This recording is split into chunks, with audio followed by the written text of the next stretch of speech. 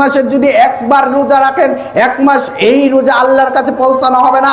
আপনি 7 দিনে কোনোদিন সালাত আদায় করেননি, আপনি ঈদের দিনে শুধুমাত্র সালাত আদায় করেন, এই সালাত দিয়ে আল্লাহকে সন্তুষ্ট করতে পারবে না। আল্লাহকে যদি আপনি সন্তুষ্ট না করতে পারেন, আপনি কোনোভাবে মুমিন হতে পারবেন না। আল্লাহ সুবহানাহু ওয়া তাআলা বললেন সূরাতুল মুমিনুন 23 নম্বর সূরার 1 নম্বর আয়াতের ভিতরে, কদ আফলাহাল মুমিনুন, নিশ্চয় মুমিনেরা সফলতা অর্জন করে করেছে একথা আল্লাহ সুবহানাহু ওয়া তাআলা বলেনি। আল্লাহ সুবহানাহু ওয়া তাআলা বলতেছেন কদ আফলাহাল মুমিনুন, নিশ্চয় মুমিনেরা সফলতা অর্জন করে ফেলেছে।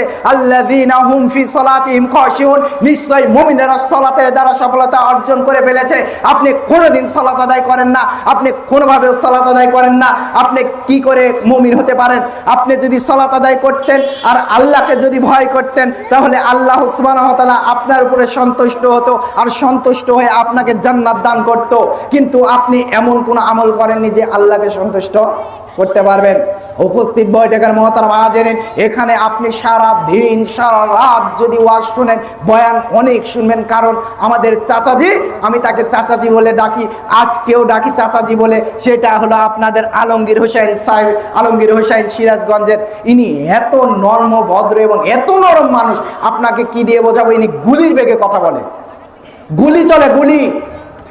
আপনাকে যদি বলা হয় যে সালাত নিয়ে ওই ব্যক্তিকে ধুয়ে ফেলে দেন, একবারে ধুয়ে কবর দিয়ে এখান থেকে সিরাজগঞ্জ যাবে, তার বাস্তব প্রমাণ কিছুদিন আগে হুজুর সগুনা না আপনাদের ওইদিকে, সগুনা না, সগুনাতে আসছে, এসে এতক্ষণ কথা বলেছে যে কোনো মানুষের দ্বারা সম্ভব না।